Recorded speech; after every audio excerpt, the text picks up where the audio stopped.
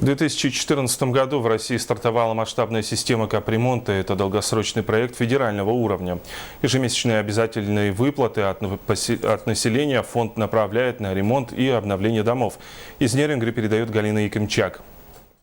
Каждый из нас обратил внимание на то, что помимо основных коммунальных платежей в квитанции появилась новая строка – взносы в фонд капитального ремонта, составляющие 3,5 рубля за квадратный метр в каменном жилом фонде и 3 рубля в деревянном жилом фонде. Это касается тех домов, которые не признаны аварийными. Данный тариф является самым низким в России. В отдельных регионах нашего государства он достигает 10-15 рублей за квадратный метр. Необходимо отметить, что в Якутии собираемость взносов одна из самых высоких в стране. Собираемость взносов за капитальный ремонт по Нерюнгринскому району является самым высоким по республике. Показатель около 80%.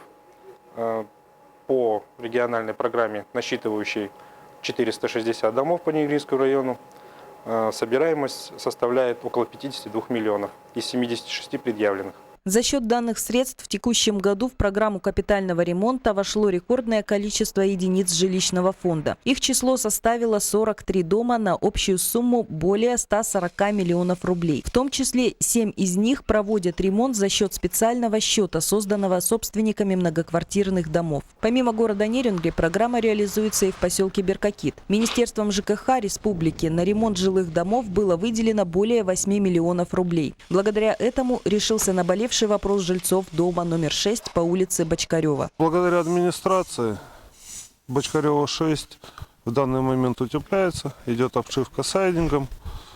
Ну а что по морозам, так соответственно тяжело, но мы не прекращаем работы, работаем и двигаемся. Работы по ремонту кровли, утеплению межпанельных швов и подъездов, а также отделка фасадов были произведены и в домах поселков Серебряный Бор и Чульман. Жильцы, собственники помещений активно принимают участие в решении вопросов по проведению капитальных ремонтов, в частности, по принятию выполненных работ у подрядчиков и сбору взносов.